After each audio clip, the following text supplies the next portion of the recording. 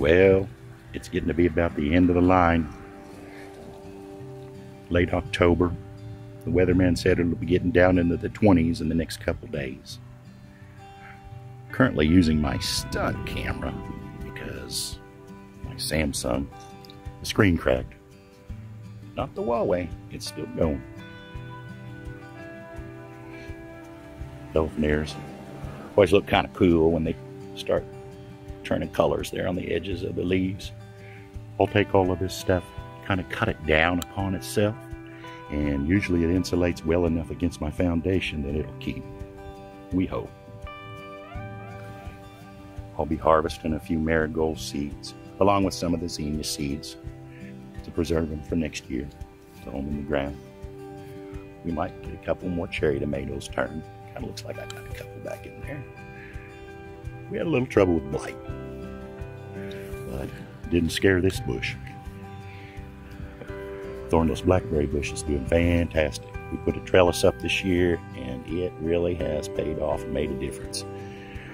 I've got to do a lot of research on how to prune and get things ready for a berry patch. We've even got ever-bearing raspberries, and they look pretty good. I got to try one. Let's see. Yeah, nice and sweet. The red enchilium garlic has came up. Still got to weed it a little bit. I will be getting some straw after I get it cleaned out a little bit, kind of mulch it in. But it's definitely fall weather. Starting to turn.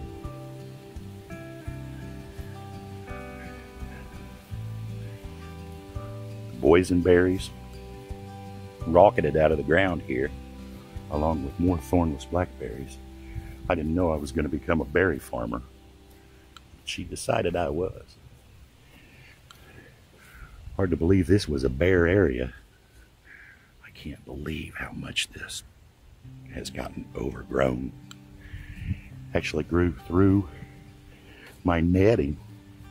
I've got more tomatoes than I know what to do with. Green tomato recipes abounding.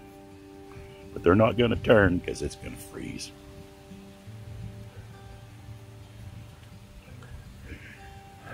The sunflowers, they looked really cool, lining this whole east side of the garden spot. They worked as a pretty good trap crop too. I'm thinking I'm going to hold on to them, do it again. A few more husky cherries hanging out. I bet you that's going to be about the last piece of okra I pick. But today, I'm going to come in here and I'm going to pick peppers. Pepper crop is fantastic. They've still got blooms, but these are really nice peppers. Bunches and gobs. Still little sweeties, Anaheims,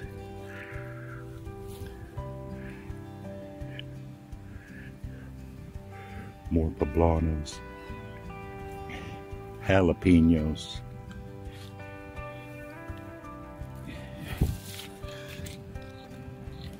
red Big Berthas, then my pole beans did real nice.